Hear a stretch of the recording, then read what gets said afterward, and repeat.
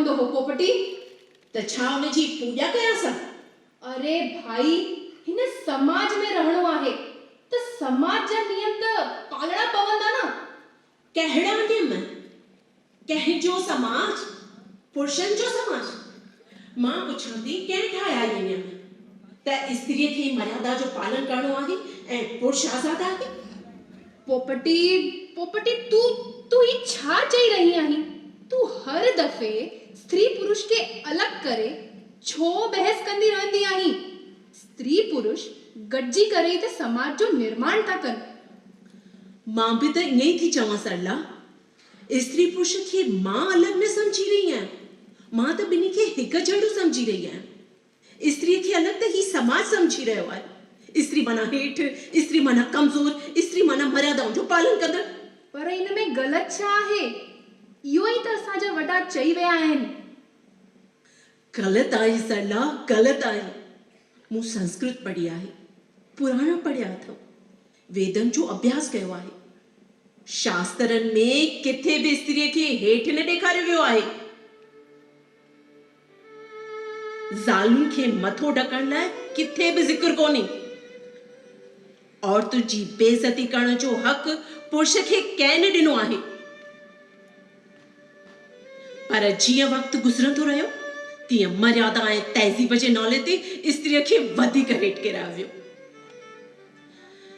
ऐं स्त्रीअ जा गुण, ममता भरी दिलि, पुरुष खे सम्मान ॾियण वारी आदत, गृहस्थी संभालण वारी चाहिं, हुनखे पुरुष जो कैदी बणायो।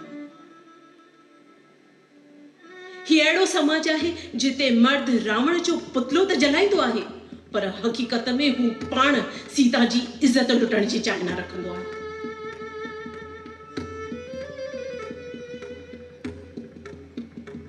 ओहो, तोसां बहस करणु अजायो आहे।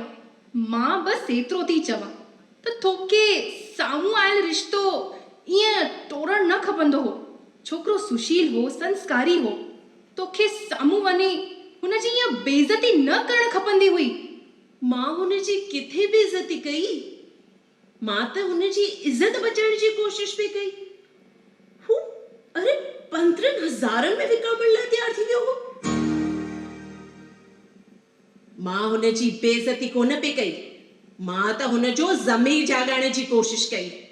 मां स्त्रीअ जो सम्मान बचाइण जी कोशिश कई। मूं हुनखे वञी चयो, ॾिस, मां हिते झगड़ो करण न आई आहियां। सिर्फ़ ॿुधाइण थी चाहियां त मूंखे शादीअ में सौदेबाज़ी पसंदि कोन्हे। आख़िर मुंहिंजा माइट तोखे पैसा छो ॾियनि? मां तोखां वधीक कमाईंदी आहियां, पढ़ियल मां बि आहियां। पोइ छो न तुंहिंजा माइट मूंखे पैसा ॾियनि? ईअं थिए त वाह, न त इहा शादी न थींदी।